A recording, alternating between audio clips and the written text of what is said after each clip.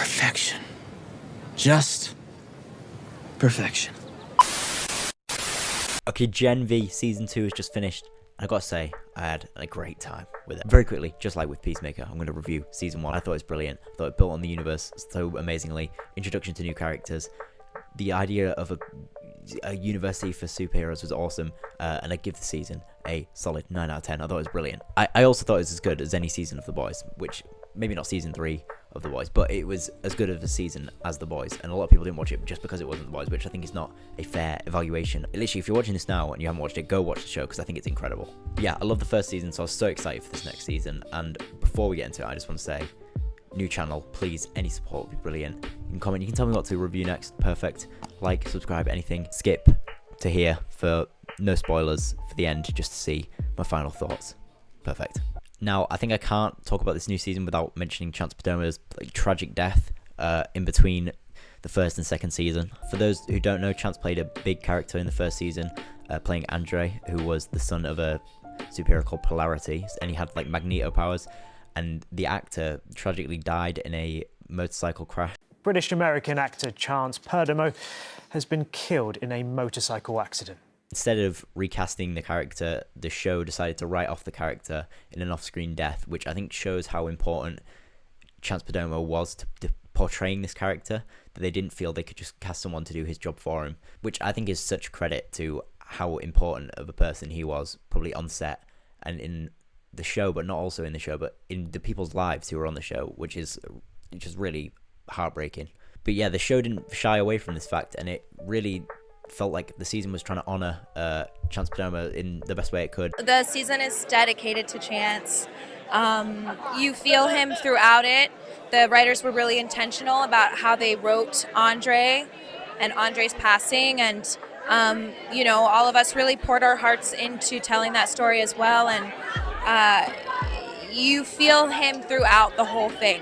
I loved how much the season was focused on the characters dealing with the tragic loss, but especially with Polarity, who was the character's dad, and also Emma, who I think is really beautiful how much Emma was inspired by what Andre said to her in the first season about how she's a hero, and I think a lot of it was the effect that the actor had on Emma's actress, which was so beautiful to think about, that yes, they're acting in the scene, but they're also thinking about the real life person, which is beautiful.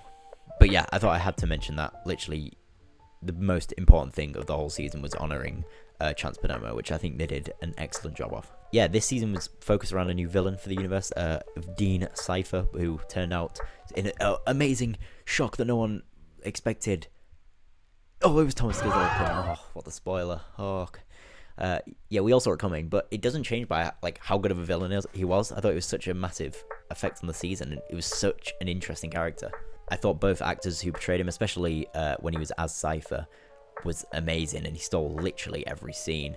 But also when he was played by SpongeBob as well, he was also amazing. And Ethan Slater, I think people can maybe take him seriously now after playing Bok and SpongeBob. But yeah, he stole every scene, and he's so interesting. But they did my boy dirty in the finale, and he just all of a sudden became an idiot once he achieved his plan of regaining his body and wanting to control Marie. I mean, it did show that the first time he let his ego get the better of him and he didn't listen to Sage, he literally got murked. He got blown up, which does show how smart Sage is and how much important Sage is to his plan. But it also makes him seem a little worse.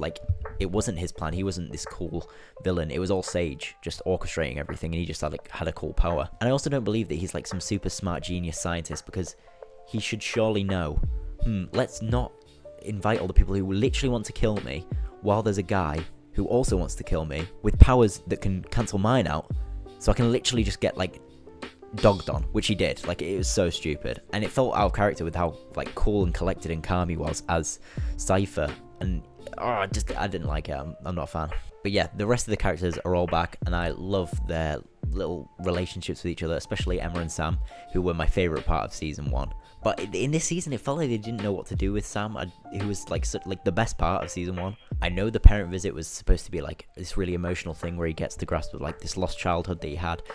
I just didn't enjoy it, and I feel like it could have been left out. I don't think it had that much of a massive stake on the plot. Jordan was as good as ever, who is so strong, by the way, and underratedly strong, but their relationship with Marie just frustrates me. I think it's because of how much I want them to be together, and that literally nothing is going right for them. And also for majority of the season, Kate still pisses me off.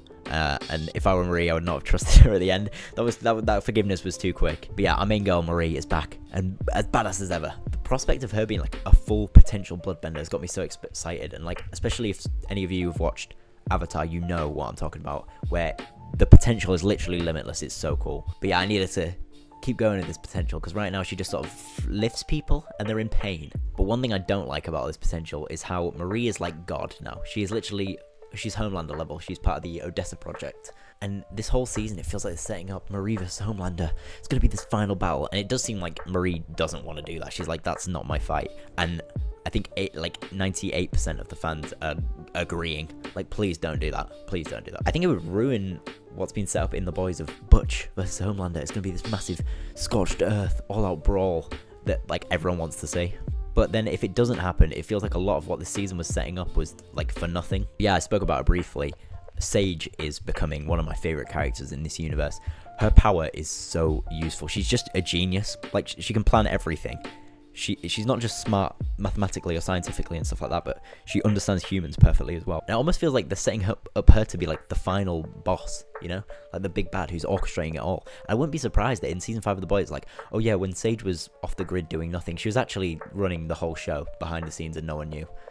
But yeah, speaking of the setups, the ending got me so excited for season 5 of The Boys, which I wasn't that excited about. Yeah, A-Train appearing and Starlight saying, do you want to join the Resistance? I was like, oh my god, I'm so excited. It's going to be like a soup on soup group fight. It's going to be so cool. Meanwhile, you got Butcher running around, who's probably just going to want to murk every soup, good or bad, which is going to be so interesting. And I'm so excited. But yeah, overall, the show did well following up from the first season, which I loved.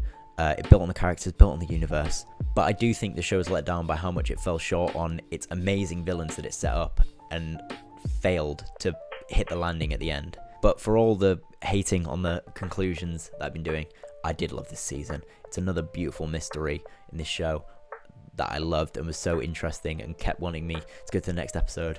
So yeah, overall, I'm giving the season a strong 8 out of 10.